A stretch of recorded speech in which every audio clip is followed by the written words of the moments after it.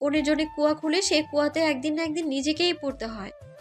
শান্তির কথাটা যেন তারার গায়ে আরো বেশি আগুন ধরিয়ে দিল। তারা আঙুল উঁচিয়ে বলল, তুই ওমায়কে কোনোদিন পাবে আমার সাথে চালাকি না? আমি তো ওনাকে নিজের করেই ছাড়বো। তোর কি যোগ্যতা আছে? তুই আমাকে দেখ, তোর থেকে বেশি সুন্দর, সব কিছুতেই তোর থেকে বেশি আগানো। তোকে চয়েস করবে না, আমাকেই করবে। তোর ওনার লোকের সমান হওয়ার কোনো যোগ্যতাই নেই। শান্তির মাথা গরম হতে বেশি সময় লাগলো না। তিক্ত কণ্ঠে দিল এক ধমক। এই, একদম চুপ। আঙুল নিচে। আমার সামনে আঙুল ওঠানোর সাহস তোর বাপরও নেই। হাত ভেঙে গলায় ছড়িয়ে দেব।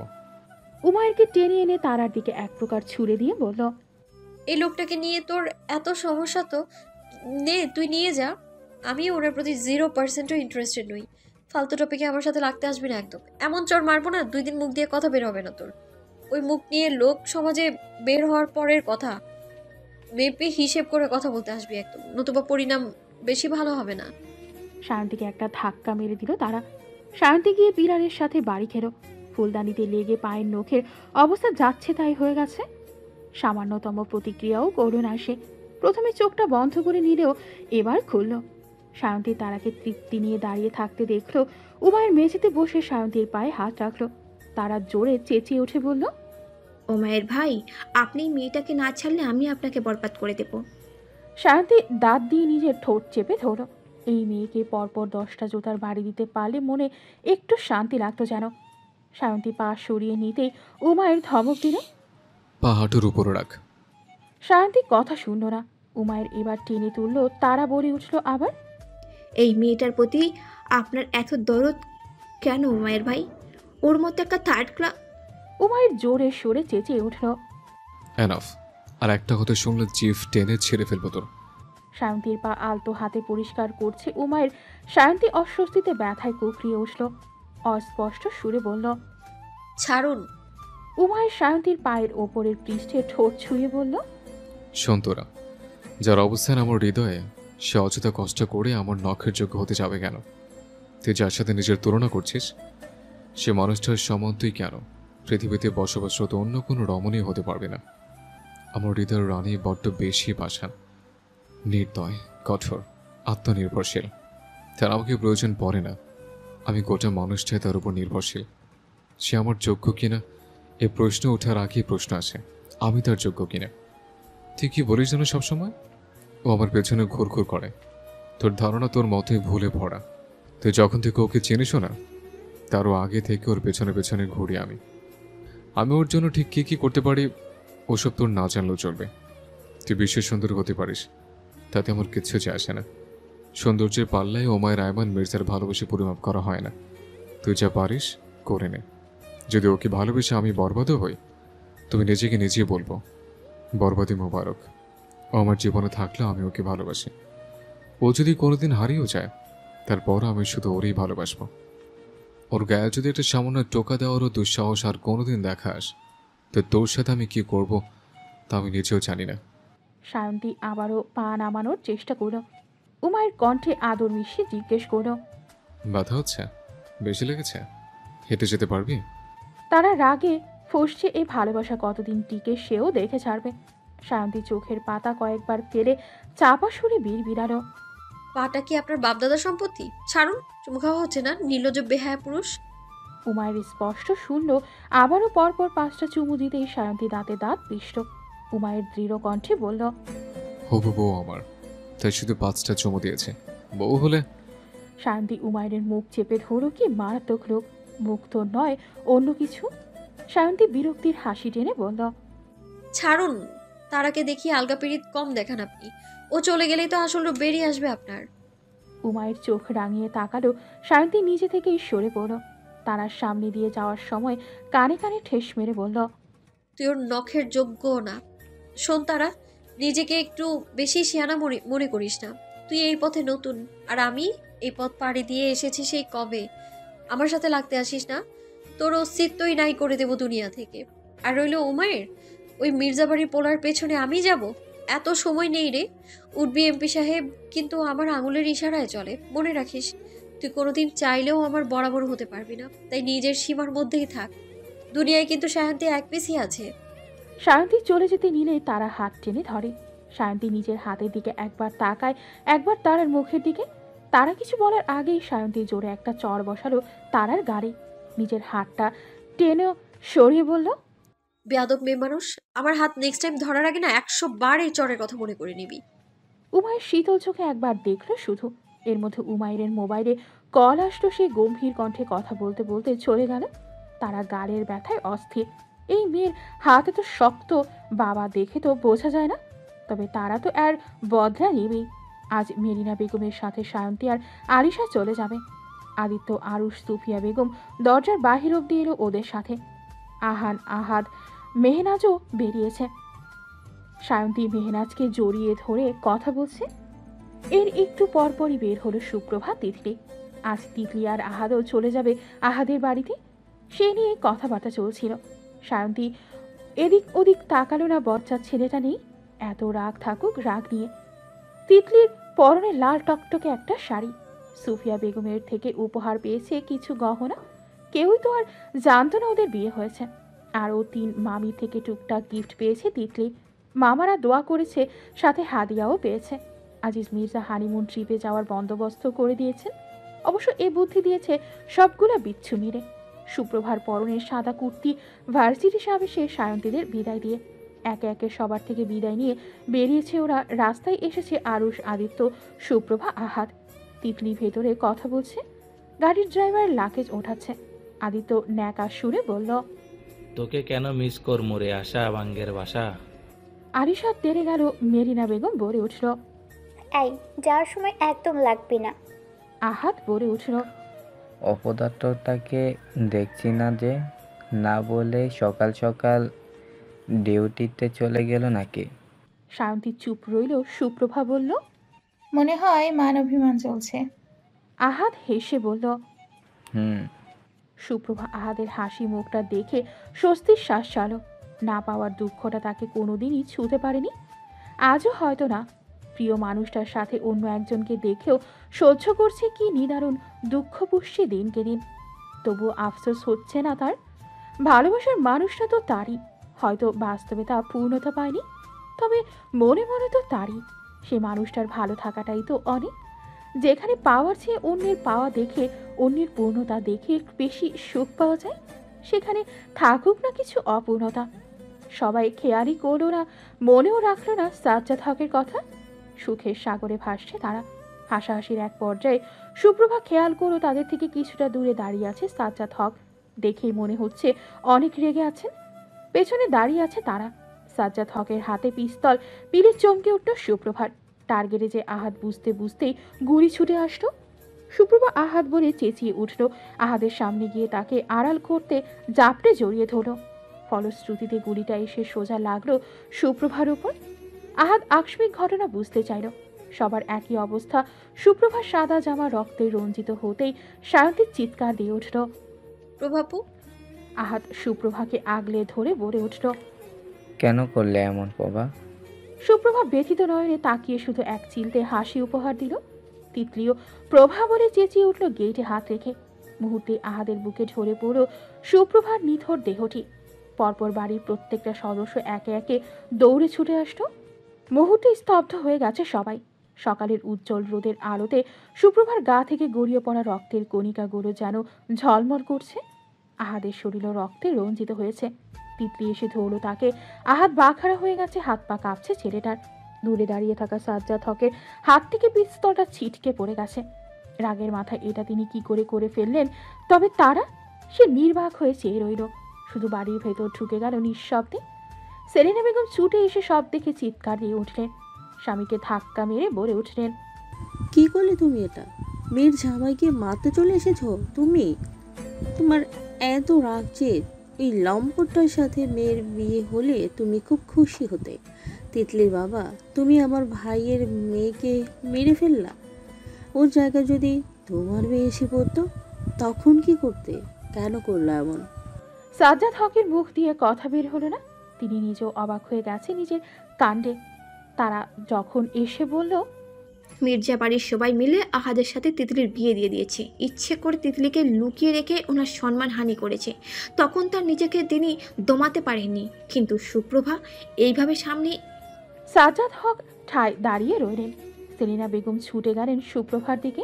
নাহার বেগম অজ্ঞান হয়ে পড়ে গেছেন রাস্তার মাঝে। তাকে ধরেছে আতিকা বেগম। মিনু বেগম, মেরিনা বেগম মিলে সুপ্রভাকে ধরেছে। সুফিয়া বেগম আজিজ মির্জা গেটে হাত রেখে দাঁড়িয়েছেন। সহ্য ক্ষমতা যেন ধীরে ধীরে লোপ পাচ্ছে তাদের। আদিত্য নির্জীব হয়ে বোনের দিকে তাকিয়ে আছে।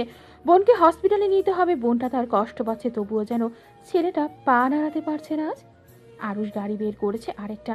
সায়ন্তী গিয়ে আদিত্যকে ঠেলে বলল, চল, কি হয়েছে তোর? আপুকে বাঁচাতে হবে। আর সাহস হারিয়ে ফেলেছিস কেন?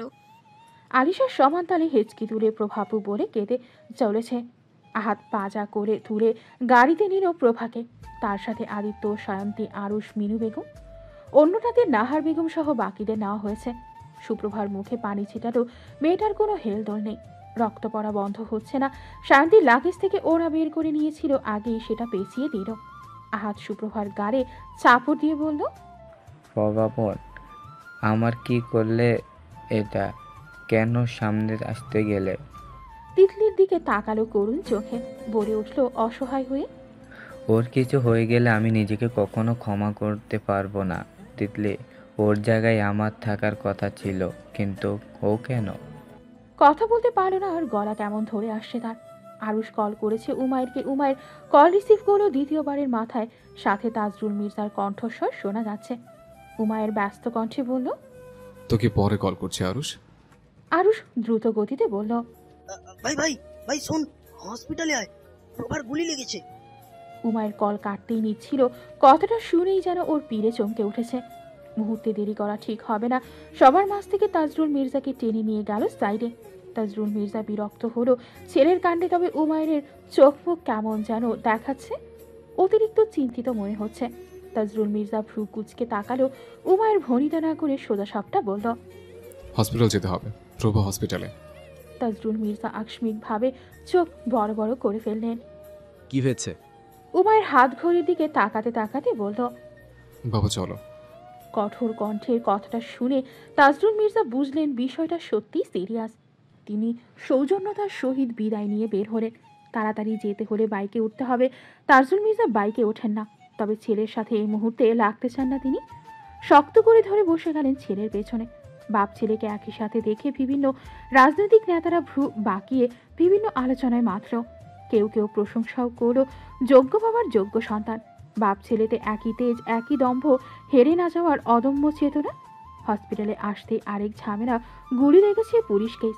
আহাদের গেল মাথা গরম হয়ে নিজের পকেট থেকে ওয়ালেট বের করে আইডি কার্ডটা দেখালো। নার্সরা কিছুক্ষণ মুখ চাওয়াচাই করে সুপ্রভাকে নিয়ে গেল। পর মুহূর্তে ছুটে এসেছে এরশাদ মির্জা, তামজিদ মির্জা, তার একটু পর মিঠি, আহান, ইজাজুল মির্জা। সায়ন্তী আদিত্যকে ধরে দাঁড়িয়ে আছে একপাশে। আদিত্য যে পুরোপুরি ভেঙে পড়েছে তাতে কোনো সন্দেহ নেই।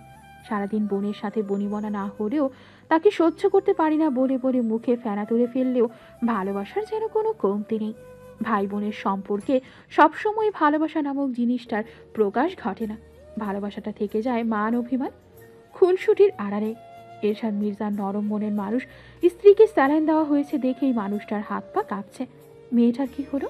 কেন হাসপাতালে আনলো? এরশাদ মির্জা ছেলের দিকে এগিয়ে এসে বলল, কি হয়েছে আদি বাবা আমার? বল, প্রভা কই? আদিত্য নিজেকে শান্ত রাখতে চাইছে, পারছে কই। চোখ মুখ অস্বীকার বেগে কাঁপছে, জল গড়িয়ে পড়ার আভাস। এরই মধ্যে ছুটে এসেছে দীপ্তিও, আদিত্যের খালা খালু। তাহেরা বেগম ছুটে গেলেন। মিনু বেগম তাকে আটকে দিয়ে বলল, শান্ত হ তাহারা, নেহাকে ঘুমের ওষুধ দিয়েছে। তাহেরা বেগমের বুক অজানা আশঙ্কায় কাঁপছে। তিনি কাঁপা কণ্ঠে জিজ্ঞেস করল, প্রভা কই আপা? আমার মেয়েটা, ও কই? মেরিনা বেগম আর আরিশা আসতে চাইলেও তাকে আনেনি। মেহনাজের সাথে রেখে এসেছে। সুফিয়া বেগমও বাড়িতে আছেন। আজিজ মির্জাকে আটকানো যায়নি, তিনি এসে পড়েছেন। আতিকা বেগম কাঁপা কণ্ঠে বলল, অপারেশন চলছে প্রভার। তাহেরা বেগমের কলিজা কেঁপে উঠল। নিজের ছেলের কথা ভাবতেই ওনার হাত পা কাঁপছে। তার ছেলে মরে যাবে, মায়ের মনে ভয় ঢুকে গেছে। তিনি জানেন তার ছেলে কতটা বেশি পাগল। বোনের মেয়ের প্রতি যে ছেলেটা দুর্বল তা ওনার থেকে কে ভালো জানে। কি করে ছেলেকে জবাব দেবেন এখন? দীপ্তি মায়ের অবস্থা বুঝতে পেরে তার কাছে এসে দাঁড়ালো, কাঁধ চেপে ধরে নিজের সাথে নিয়ে গিয়ে বলল, মা, প্রভাবপুর ঠিক হয়ে যাবে, চিন্তা করো না। আদেও কি ঠিক হবে? দীপ্তি ভেতরে ভেতরে শুকনো ঢোকিল। গুলি লেগেছে এমন একটা কথা তারই হজম হচ্ছে না। সেখানে ইভানকে কি করে বলবে? উমায়ের তাজরুল মির্জা আসার পরেই যেন 16 কলা পূর্ণ হলো। ডাক্তার বেরিয়ে এসে বলল, রোগীর বাবা মাকে দ্রুত আসুন, সাইন করতে হবে। পেশেন্টের অবস্থা সিরিয়াস, অপারেশন করতে হবে, রিস্কি অনেক, বাঁচার সম্ভাবনা 10%। ডাক্তাররা আপ্রাণ চেষ্টা করবে, বাকিটা সৃষ্টিকর্তার হাতে। আপনারা লিখিত দিতে হবে, পরবর্তীতে কিছু হলে কর্তৃপক্ষের দায়ী নয়। এরশাদ মির্জা সোজা দাঁড়ানো থেকে বসে পড়েন। আদিত্যের হাত টেনে ধরল সায়ন্তী, টেনে নিয়ে দাঁড় করালো ডাক্তারের সামনে। সায়ন্তী ঠোঁট ভিজিয়ে বলল, এই ছেলেটা পেশেন্টের ভাই, ও সাইন করবে, আপনি অপারেশন করুন।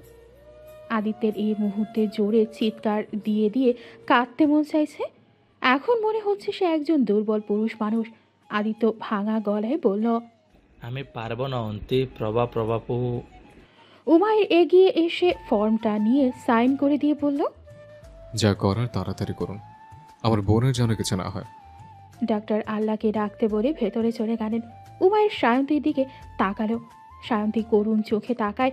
সবার এমন অবস্থা দেখে ওর কান্না আটকে গেছে ভেতরে। কাঁদতে পারে না এমনিতেই সে, তার ওপর এত কিছু কাকে সামলানো যায়? যেখানে বড়দের উচিত তাদের সামলানো, সেখানে বড়রাই সব ভেঙে পড়েছে। উমায়ের আরুষের কাছে এগিয়ে গেল, জিজ্ঞেস করলো, কি হচ্ছে? আরুষ সব বলল। আহাদ এখনো শক্ত হয়ে পড়ে আছে বেঞ্চটায়, কোনো হেলদোল নেই তার। মনে হয় শখ খেয়ে প্রতিক্রিয়া দেখাতে ভুলে গেছে। তিতলিও পাশে দাঁড়িয়ে চোখে জল ফেলছে। মেয়েটার এমন অবস্থা শুধুমাত্র তার জন্য। তার বাবার রাগের বলি কিনা এ মেয়েটি হলো। নিজেকে নিজের কাছে ভীষণ ছোট লাগছে আজ। যারা তার জীবনের সব সুখ তাকে এনে দিয়েছে, আজ তার জন্যই কিনা ওই মানুষগুলো সব কিছু শেষ হওয়ার পথে। কান্না থামছেই না তিতলি। ঘন্টার পর ঘন্টা কাটল। দীর্ঘ একটা অস্ত্রোপচার শেষে ডাক্তার বের হলেন। সবার চোখে মুখে আতঙ্ক। ডাক্তার এসে বলল, অবস্থা খারাপ, গুলি বের করা গেলেও ইনজুরিটা। এরশাদ মির্জা এগিয়ে এসে বলল, ডাক্তার, আমার মেয়েটা কই, দেখবে একটু। ডাক্তার তপ্ত শ্বাস ছেড়ে বলল, দেখা করতে পারবেন না, আগামী কয়েক ঘন্টা জ্ঞান না ফিরলে আমাদের কিছু করার নেই। আদিত্য রেগে তেড়ে গেল। একদম উল্টাপাল্টা কথা বলবেন না, আমার বোনকে সুস্থ করে দিন বলছি, না হয় কিন্তু আপনাকে আমি কিসের ডাক্তার হয়েছেন? দীপ্তি এগিয়ে এসে আদিত্যকে টেনে নিয়ে গেল। ডাক্তার কিছু মনে করেনি, তিনি এসব দেখে অভ্যস্ত। প্রিয়জনদের জন্য আহাজারি করাটা যেন আমাদের স্বভাবগত অভ্যাস। উমায়ের দাঁড়িয়ে আছে করিডোরে, তার একপাশেই দাঁড়িয়ে আছে সায়ন্তী। কান্না চেপে রাখতে রাখতে এবার শ্বাসকষ্ট উঠে যাবার উপক্রম মেয়েটার। এত কম সময়ে যে কোনো মানুষকে এতটা আপন করা যায়, আজ সুপ্রভা অসুস্থ না হলে সে কিছুতেই বুঝতো না। একেই বুঝি বলে রক্তের টান। সায়ন্তী বুঝলো এই পরিবারটার প্রতি তার এক আকাশ সমান মায়া জন্মে গেছে। ভুল ত্রুটি সবার মাঝেই থাকে, তার মায়ের সাথে যা যা হয়েছে সেসব যেন আজ মনে দাগ কাটছে না। ভুল বোঝাবুঝির জন্য তো সম্পর্ক কখনো নষ্ট হতে পারে না। পরিবারের সবাইকে ভালো মিশুক, সায়ন্তীর অযত্ন কেউ করেনি।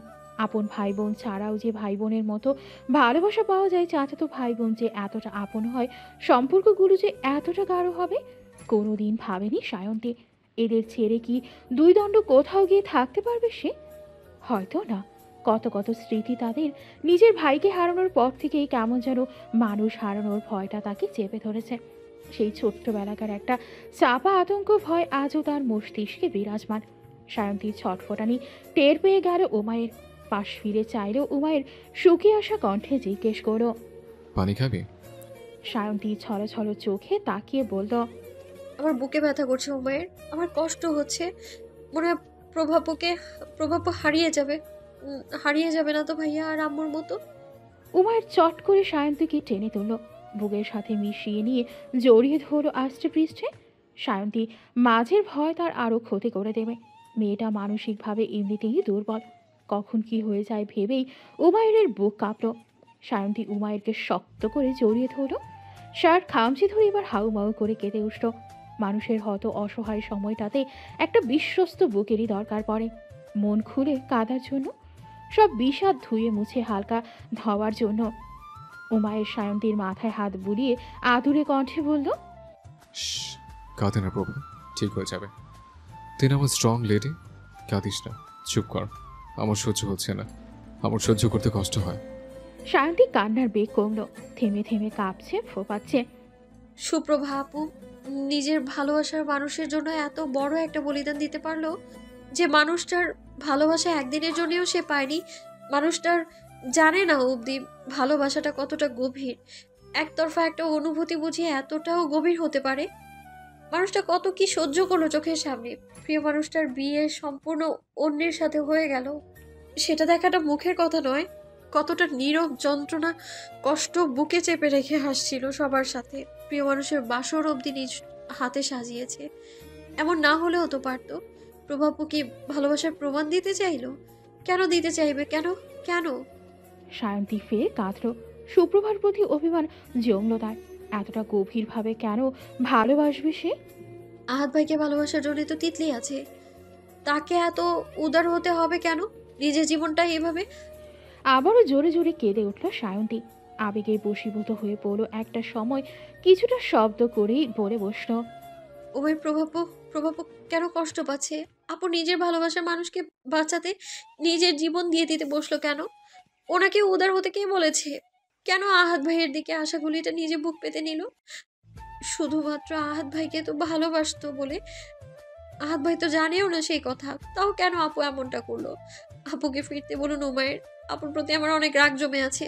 ওনাকে একতরফা কেন ভালোবাসতে বলো? কেন? আপুকে বাঁচিয়ে তুলুন।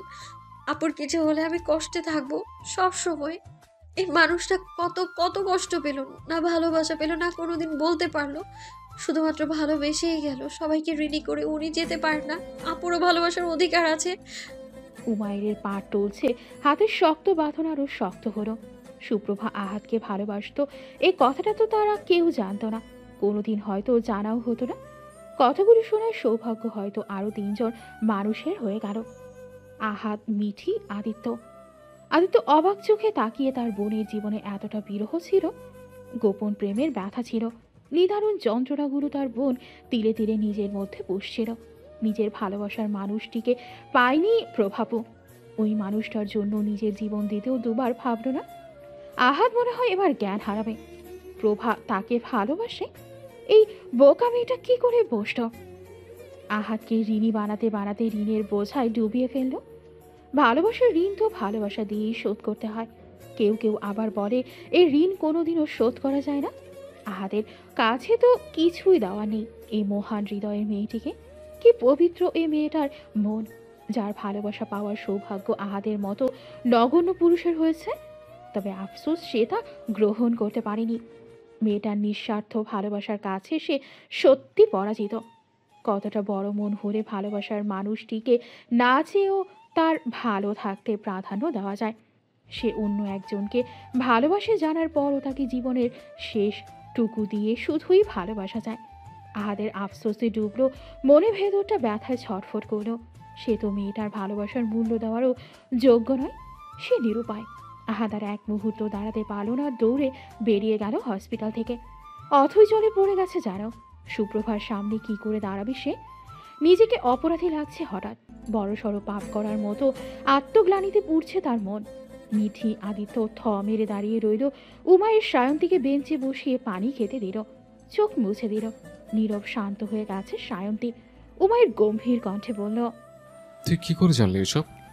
সায়ন্তী তপ্ত শ্বাস ছেড়ে বলল, বুঝে গিয়েছিলাম, পরে আপু বলেছে। মিঠি, আদিত্য এসে সায়ন্তীর পাশে বসল। উমায়ের কি বলবে বুঝতে পারল না। ভালোবাসার মতো জটিল অঙ্ক বোঝা হয়তো তারও সাধ্যের বাহিরে। দুপুর গড়িয়েছে, সূর্য হেলে পড়েছে হসপিটালের সায়ন্তী। উমায়ের, আদিত্য, দীপ্তি, এরশাদ মির্জা, তামজিদ মির্জা আছেন। বাকিরা বাড়ি গেছে কিছুক্ষণ হলো। নাহার বেগম এখনো ভর্তি। তাহেরা বেগম বোনের পাশে বসে আছে। দীপ্তি তার মায়ের পাশে দাঁড়াতেই তাহেরা বেগম বলল, ইভানকে কিছু বলিস না দীপ্তি, পাগল ছেলে আমার কি থেকে কি করবে। দীপ্তি শ্বাস ছেড়ে বলল, বলে দিয়েছি সিরিয়াস বিষয় নিয়ে মিথ্যা বলা আমার দ্বারা হয়নি। তাহেরা বেগম এই মুহূর্তে রাগ দেখাতে পারলেন না, পরে হোক বা আগে সত্যি তো জানবেনই। এরই মধ্যে হসপিটালে এক প্রকার দৌড়ে এসেছে ইভান। পরনে সাদা অ্যাপ্রন, গলায় ঝুলছে ভার্সিটির আইডি কার্ড, ঘেমে নিয়ে একাকার অবস্থা, চেহারায় স্পষ্ট ফুটে উঠেছে ভয়। এদিক ওদিক তাকিয়ে জিজ্ঞেস করলো এলোমেলো শব্দে, প্রভা কই? কোন রুমে রেখেছো আমার প্রভাকে? কি বলছে না বলছে হয়তো নিজেও জানে না ইভান। আদিত্য এগিয়ে এসে বসল, বলল, ইভান ভাইয়া। ইভান আইসিইউর দিকে দৌড় দিল। আটকানোর সাধ্য কারণেই। শোনার পর যে ভার্সিটি থেকেই ছুটে এসেছে তা বুঝতে পারল দীপ্তি। আজ তো মনে হয় পরীক্ষা ছিল ভাইয়ার ল্যাবে। আপু ভার্সিটিতে যায়নি শুনে জিজ্ঞাসা করছিল কি হয়েছে, কেন আসেনি। দীপ্তি না চাইতেও সব বলে দিয়েছে। ইভানকে আইসিইউতে ঢুকতে দেখে নার্সরা তেড়ে আসলো। তবে ইভান সে তো এক ছুটে গিয়ে অসুস্থ বেহুশ প্রভাকে ওভাবে আষ্টে পৃষ্ঠে জড়িয়ে ধরল। শক্তপোক্ত ছেলেটা প্রভার মলিন মুখের দিকে তাকিয়ে কেঁদে উঠল। প্রভার গালে হাত বুলিয়ে বলে উঠল ভাঙা গলায়, প্রভা ইয়ার উঠো না, এবার কিন্তু বাড়াবাড়ি হয়ে যাচ্ছে। এই উঠছিস না কেন? উঠ প্রভা, দেখ ধৈর্যের পরীক্ষা নিবি না। ইভান চেঁচিয়ে বলে উঠল, এই প্রভা উঠ। ও উঠছে না কেন? ওরে কে উঠতে বল। প্রভার বাহুতে মৃদু ধাক্কা মেরে বলল, উঠ প্রভা উঠ। নার্স ডাক্তাররা এসে ইভানকে জোর করে বের করল। তাহেরা বেগম ছেলের কাছে দ্রুত পায়ে ছুটে আসলেন। ইভান মাকে জড়িয়ে ধরে বাচ্চাদের মতো কেঁদে উঠল। আম্মু প্রভা। ইভানের অবস্থা দেখে বাকিরা কি বলবে বুঝতে পারল না। সবার জানা মতে ইভান সুপ্রভা খালাতো ভাই বোন, একই সাথে পড়াশোনা করে বন্ধু দুজন। কিন্তু ইভানের অবস্থা দেখে তো অন্য কিছু মনে হচ্ছে। আবার হতেও পারে অনেক সময় বন্ধুত্বটাও গভীর হয়ে থাকে। তাহেরা বেগম ছেলেকে টেনে নিয়ে বসালেন। ইভান মায়ের কাঁধে মুখ গুজে পড়ে আছে। আদিত্য দীপ্তিকে টেনে নিয়ে গেল নিজের সাথে। দীপ্তি আদিত্যের দিকে ভ্রু উঁচিয়ে তাকালো। কি? আদিত্য দীপ্তির মুখের দিকে কিছুক্ষণ তাকিয়ে থেকে বলল, আমাকে একটু জড়িয়ে ধরো তো তোতা। ছেলেটার শান্ত শীতল অসহায় কণ্ঠস্বর দীপ্তির প্রচুর খারাপ লাগলো। হাসি মজায় মেতে থাকা জীবনের প্রতি অবহেলা করা ছেলে আদিত্য আজ কিনা অসহায় হয়ে পড়েছে। দীপ্তি চাইলেও জড়িয়ে ধরার সাহস করল না। জড়িয়ে ধরা মানে নিজেকে ভরসার স্থল বানিয়ে ফেলা। যেটা তৃপ্তি পারবে না, যা সম্ভব নয়, সেই জিনিসটা তার হবার নয়। সে আশা হোক বা অন্য কোনো বস্তু যদি হাতছানি দিয়ে ডাকেও সে ডাকে সাড়া দিতে নেই। দীপ্তি জানে এই বোকা ছেলের মনে কি চলছে, তার মন কি চায়। তবে দীপ্তি এ অবাঞ্ছিত আবেগের ইচ্ছের মূল্য যে দিতে পারবে না। দীপ্তিকে নির্বাক চোখে আদিত্য নিজে থেকেই তাকে জড়িয়ে ধরল। দীপ্তি শক্ত কাঠের পুতুলের মতো ঠায় দাঁড়িয়ে রইল। আদিত্য কয়েক সেকেন্ডের মধ্যে ছেড়েও দিল। দীপ্তি এখনো স্বাভাবিক ভঙ্গিতে দাঁড়িয়ে আছে। আদিত্য কাপা কণ্ঠে জিজ্ঞেস করল, ইভান ভাইয়া কি আপুকে? দীপ্তির তপ্ত শ্বাস ছেড়ে বলল, হ্যাঁ। আদিত্যের এই মুহূর্তে দাঁড়িয়ে ইভানের জন্য বেশি কষ্ট লাগলো। এই মানুষটাও তার বোনের মতোই একতরফা ভালোবাসা। যেটুকু বুঝলো প্রভাবত আহাদ ভাইকে, যেহেতু ইভান ভাই আপুর বেস্ট ফ্রেন্ড, সেক্ষেত্রে হয়তো তিনিও জানেন আপু অন্য একজনকে ভালোবাসে। তারপরও এই মানুষও তার অস্থিরতা প্রমাণ করে দিচ্ছে তিনি প্রভাকে কতটা ভালোবাসেন। সায়ন্তী সব দেখছে নীরব চোখে। কেমন হৃদয় ভার হয়ে আসছে তার। চারপাশে সব কিছুতেই কেমন বিষাদ দেবটে আছে। এত ভালোবেসে কি লাভ? বেশি ভালোবাসলেই তো মানুষ হারিয়ে যায়, না পাওয়ার যন্ত্রণা কুড়ে কুড়ে খায় প্রতিনিয়ত। মানুষ যদি জানতো কম ভালোবাসলেই মানুষ থেকে যায়, তাকে পাওয়া যায় সহজে, তবে হয়তো সবাই কম কম ভালোবাসত। তবে পূর্ণতা শব্দটাই তো তৃতীয় পক্ষকে অপূর্ণতা দিয়ে সৃষ্টি হয়। দুজনের পূর্ণতা তখনই পাবে যখন তৃতীয় ব্যক্তি হাসি মুখে নিজের পরাজয় স্বীকার করে নেবে, নিজেকে গুটিয়ে নেবে, ভালোবাসা নামক অনুভূতিটিকে খোলা আকাশে মুক্ত করে দেবে। সবাই যদি পূর্ণতায় পাবে, তবে অপূর্ণতার কি হবে? ভালোবাসাটা যেন ওই সূত্রটার মতো, প্রত্যেক ক্রিয়ারই সমান ও বিপরীত প্রতিক্রিয়া আছে। ভালোবাসাটাও ওরকম। এখানে পূর্ণতা যেমন আছে, তেমনি সমান তালে অপূর্ণতাও আছে। বিচ্ছেদের করুণ ভয়াবহ পরিণতি আছে। ভালোবাসা নিছকই কোনো ভালো থাকা নয়। কেউ ভালোবাসায় বাঁচে, পূর্ণ হয়। কেউ কেউ নিজের ভালোবাসায় ভালোতে বাস করে। কেউ বা নিদারুণ যন্ত্রণা পুষে, কেউ কেউ ঠকে গিয়ে আক্ষেপ করে। তবুও দিন শেষে মানুষ কাউকে না কাউকে ঠিকই ভালোবাসে। সবার দোয়া ও আল্লাহর রহমতে সন্ধ্যা নামার পরপরই সুপ্রভার জ্ঞান ফিরেছে। তবে শরীর দুর্বল হওয়ায় ঘুমাচ্ছে। কেবিনে শিফট করেছেন ডাক্তার। প্রতিটা মানুষ খুশিতে শুকরিয়া আদায় করেছে। নাহার বেগম তো ঘুমন্ত মেয়ের পাশে গিয়ে যে বসেছেন নড়ার নাম মাত্র নেই। নিজের পেশার অসুস্থতা যেন এক নিমিষেই ভুলে বসেছেন। তাহিরা বেগম গিয়ে বোনকে জোর করে বাহিরে নিয়ে আসতেন। কিছু খাওয়ানো দরকার। ছোটরা একে একে সুপ্রভাকে দেখে এসেছে, বাড়িতেও খবর দেওয়া হয়েছে। সকালের আগে কাউকে বাড়ি থেকে বের হতে নিষেধ করে দিয়েছে ওমায়ের। কারণ কি হয়ে যায় কে জানে। সেলিনা বেগম তুহিন দেখতে এসেছে সুপ্রভাকে। সেলিনা বেগমের চোখের জল ফেললেন। যতই হোক ভাইয়ের মেয়ে, তিনি কলকাঠি যা নাড়ার তা তো রুবিনার কথাই নাড়তেন। রুবিনা যাওয়ার পর এ বাড়িতে আশাই হয় না তেমন। সেলিনা বেগম খারাপ হতে পারেন, তাই বলে ভাইদের ক্ষতি, ভাইদের ছেলে মেয়েদের এত বড় ক্ষতি তিনি কিছুতেই চাইবেন না। সাজ্জাদ হক সেই যে নিজেকে রুমে বন্দি করেছেন, এখনো বের হয়নি। না হয় সেলিনা বেগম তাকেও যেভাবে হোক নিয়ে আসতেন। যদি একটু লোকটাকে সবাই কম ভুল বুঝে, দিন শেষে স্বামী তো। তিনিও তো জানেন সাজ্জাদ হক সুপ্রভাকে কিছু করতে চায়নি। সুপ্রভার ঘুম ভাঙার পর সবার প্রথমে নজরে এসেছে ইভানকে। দরজায় ঠেস দিয়ে দাঁড়িয়েছিল ছেলেটি। পরনে একটা এলোমেলো অফ হোয়াইট রঙের শার্ট, হাত ঝুলছে অ্যাপ্রনটা। সুপ্রভা মিষ্টি একটা হাসি উপহার দিতেই ইভান এগিয়ে বলল, ভাগ্য বলো তুই এখনো শয্যাশয়ী, না হয় এমন চট দিতাম মরার আগ পর্যন্ত মনে রাখতি। সুপ্রভার মুখে মলিন হাসিটা আরো চড়া হলো। কথা বলার মতো শক্তিটুকু পেল না, তাই চুপ রইল। ইভান পাশে গিয়ে বসল নিঃশব্দে। সুপ্রভার দিকে কিছুক্ষণ তাকিয়ে রইল এক ধ্যানে। সুপ্রভা মৃদু শব্দে ভাঙা কণ্ঠে বলল, পরীক্ষা না দিয়ে আসাটা তোর মোটে উচিত হয়নি। ইভান এখনো শান্ত চোখে তাকিয়ে আছে। সুপ্রভা চোখ বন্ধ করে নিল। ইভান অতি শান্ত কণ্ঠে বলল, তোর সাথে রিটেক দিব ভেবেই পরীক্ষাটা দেইনি। অবশ্য তুই তো আর আমার চিন্তা করে পরীক্ষা মিস করিসনি। তুই তো আবার ভালোবাসার জন্য মরতে গেছিলি। আমি আর কে তোর জীবনে? আমার তো আর তেমন মূল্য নেই। যার আছে তার জন্যই তো তোর সব। ভুলই হয়েছে আশাটা। আমি না আসলেও তো তুই আমাকে আর মনে রাখতি না। আমার মতো সাধারণ মানুষকে কেই বা মনে রাখে? যাই হোক, বেঁচে গেছিস, এবার নতুন দমে ভালোবাসা শুরু কর।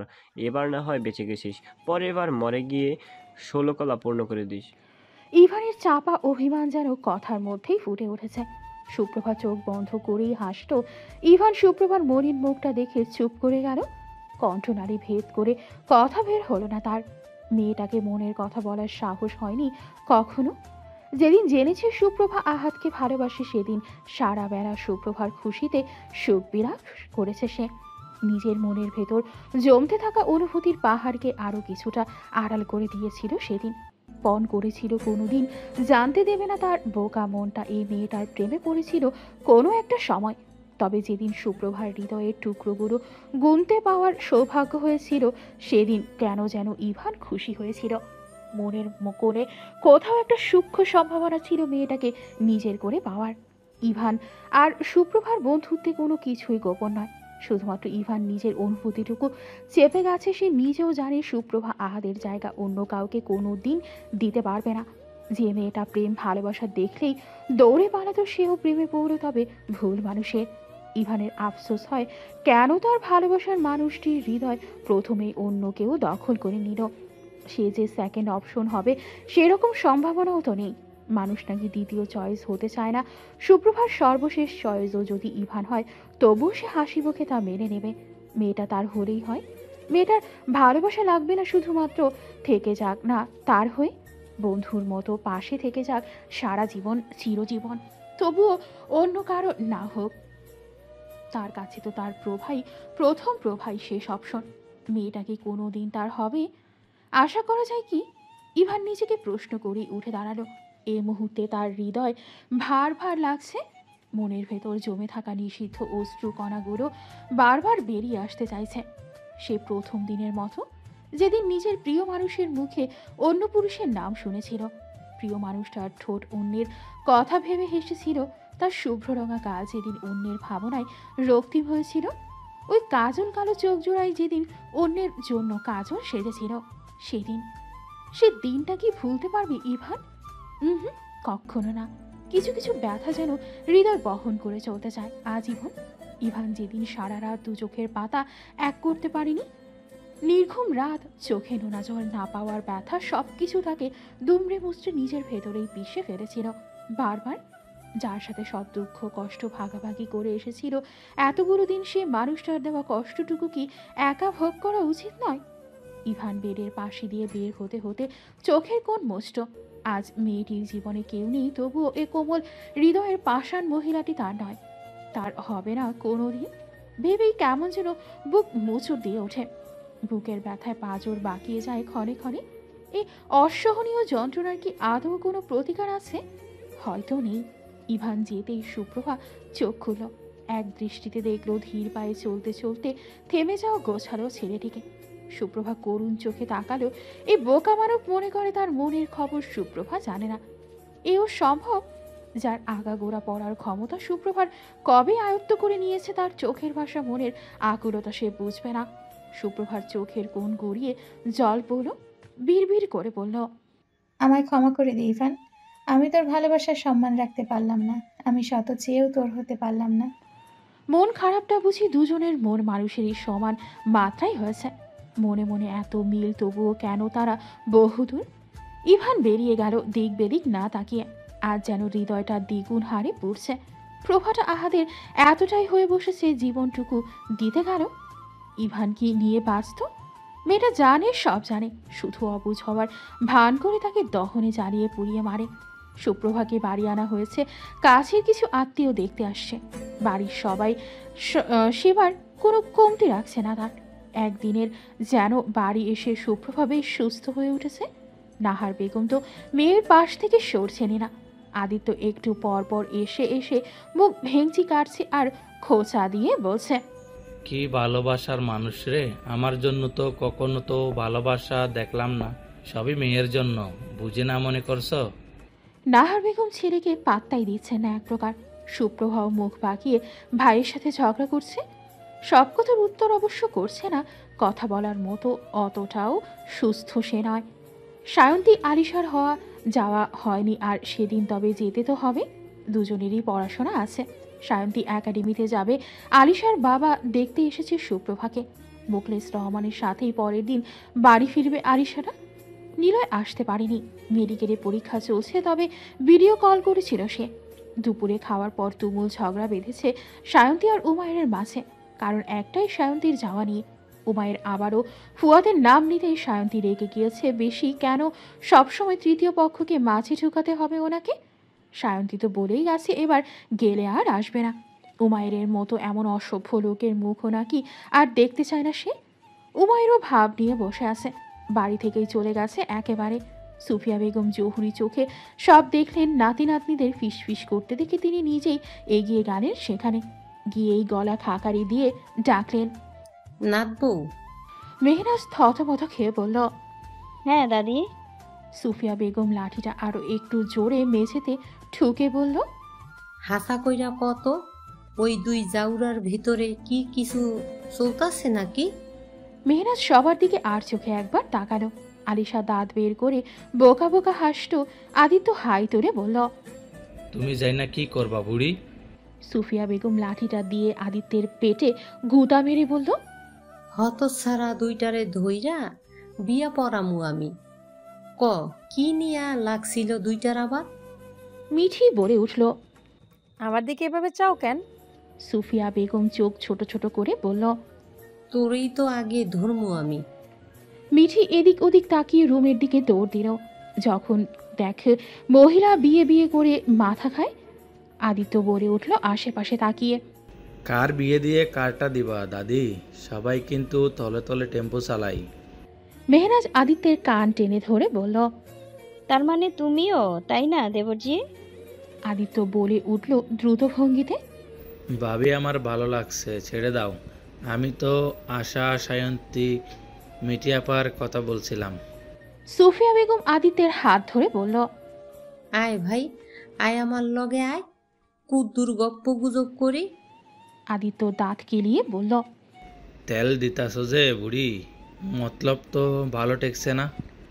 আলিশা পেছন থেকে চোখ রাঙালো। আদিত্যকে যেন কিছুই না বলে এই মহিলাকে তাহলে নিশ্চিত কলকাঠি নাড়বে। আর কি থেকে কি যে হবে তখন। মধ্যরাত হুট করেই কুঞ্জছায়া নামক বাড়িটা নিকোষ কালো অন্ধকারে ছেয়ে গেল। নিস্তব্ধ রাতে চোখ ধাঁধানো অন্ধকারে শুধু একজোড়া পায়ের হেঁটে চলার শব্দ কানে ভেসে আসছে। সবাই তখন গভীর ঘুমে মগ্ন। পুরুষালী ফিসফিস কণ্ঠটা শোনানো শুধু। ভাই, তুই কি আমাকে মার খাওয়াতে চাস এই রাতের বেলা? অন্তিকে চিনিস না? জুতা খুলে মারবে। বড় ভাই হয়ে ছোট বোনের হাতে মার খেয়ে প্রেস্টিজ পাংচার করতে পারবো না আমি। উমায়ের আরুষের মুখ চেপে ধরে বলল, শুধু দরজাটা খোলানো তোর কাজ, বাকিটা আমি দেখে নেব।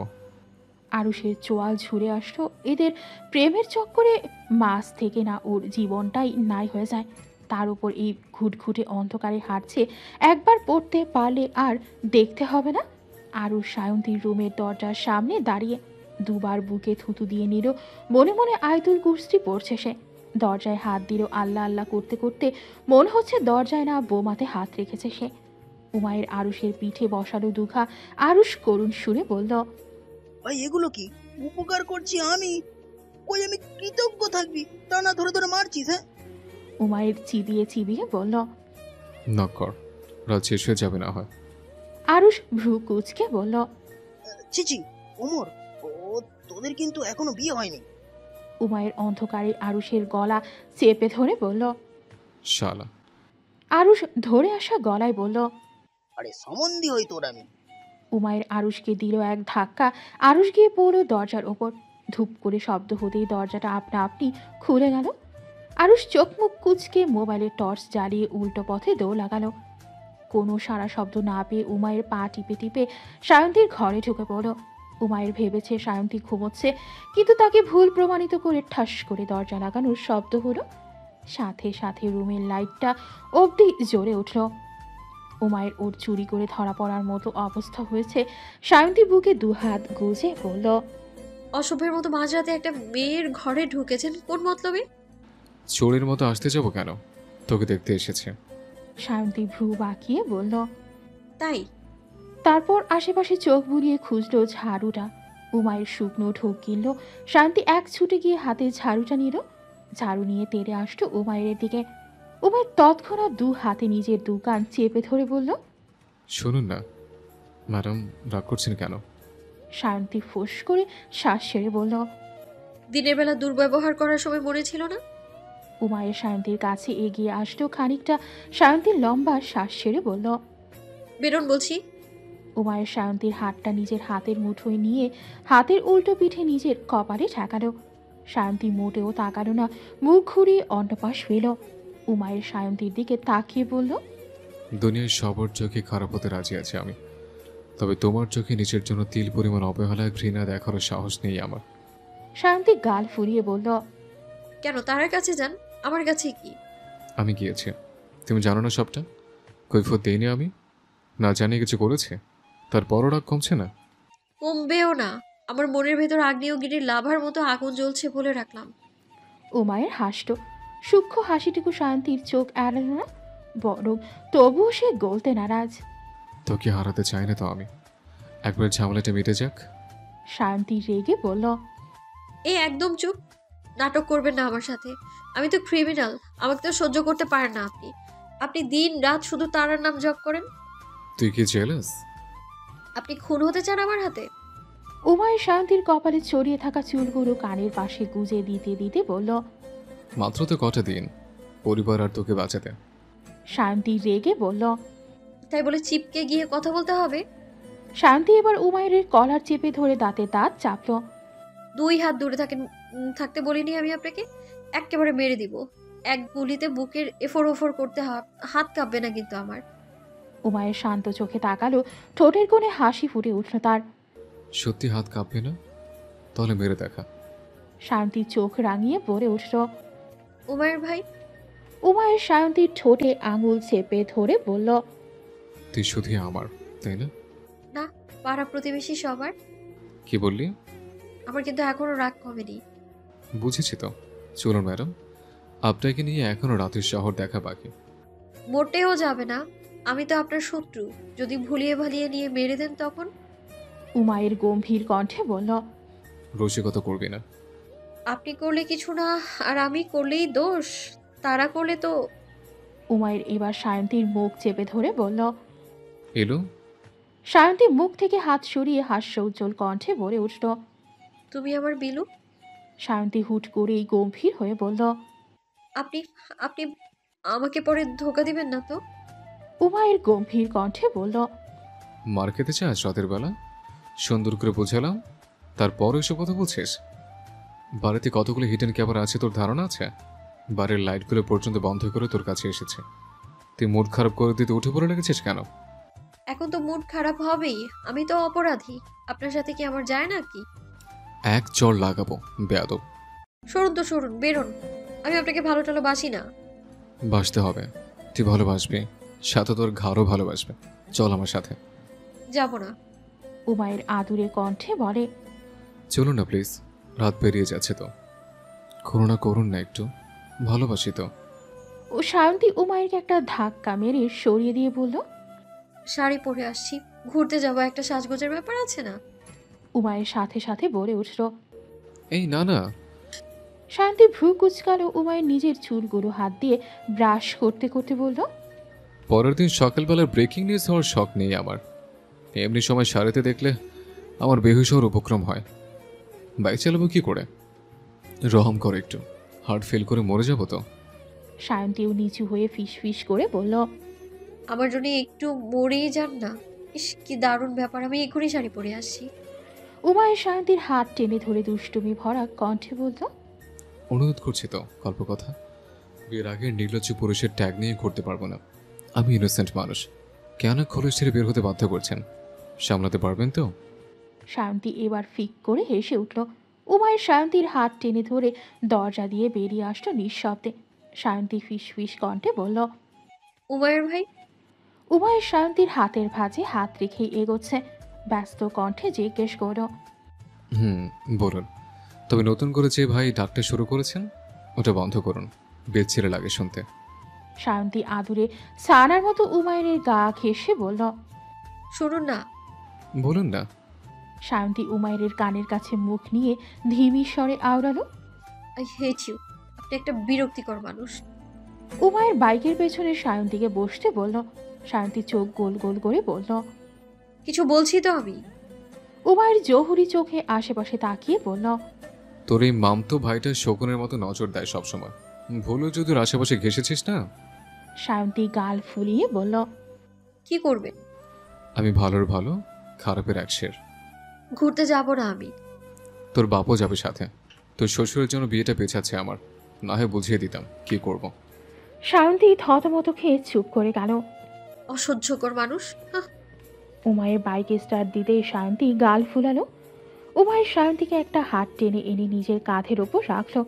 গাইল দুষ্টু মিষ্টি কণ্ঠে, রাগ করো না সুন্দরী গো, রাগলে তোমায় লাগে আরো ভালো। সায়ন্তী ফিক করে হেসে দিল। উমায়ের কাঁধে মাথা ঠেকিয়ে হাসতে হাসতেই বলল, যদি শোনেন কাল আমি আর নেই, তখন উমায়ের সাথে সাথে ব্রেক কষল। সায়ন্তী থমকালো। উমায়ের বাইক থেকে নেমে পড়ল। সায়ন্তীর দিকে ঝুঁকে তাকালো খানিকটা। সায়ন্তী চোখ ছোট ছোট করে তাকালো। উমায়ের আরো কিছুটা ঝুঁকে আসতেই সায়ন্তী ডেকে উঠল, আয়মান। উমায়ের শোলো না মোটেও। চোখ মুখ কেমন শান্ত জ্যোৎস্না রাত মৃদু চাঁদের আলোতে উমায়ের মুখটা অস্পষ্ট। সায়ন্তী ভয় পাচ্ছে না, তবে অনাকাঙ্ক্ষিত কিছু ঘটলে তা মস্তিষ্ক সহজে গ্রহণ করতে পারবে না তার। উমায়ের হৃৎপিণ্ডের ওঠানামার শব্দ যেন তীব্র হচ্ছে। সায়ন্তী এখনো হতবিহ্বল চোখে তাকিয়ে। উমায়ের সায়ন্তীর মাথার পেছনে হাত রাখতে সায়ন্তী লম্বা করে শ্বাস ছাড়ল। জিভ দিয়ে ঠোঁট ভিজিয়ে আরেকবার শ্বাস ছাড়ল। উমায়ের চোখ হাসছে, ঠিক জব্দ হচ্ছে, তবুও মেয়েটা হাল ছাড়ার পাত্রী নয়।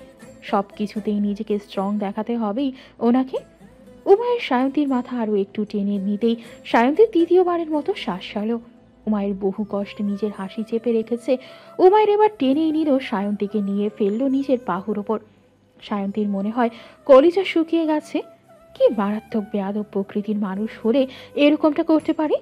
উমায়ের ঠোঁট চেপে হাসছে, হাসির তোপে শরীর কিছুটা কেঁপে কেঁপে উঠছে তার। সায়ন্তী বেশ বুঝতে পারছে তাকে নাজেহাল করতেই অমন করছিল।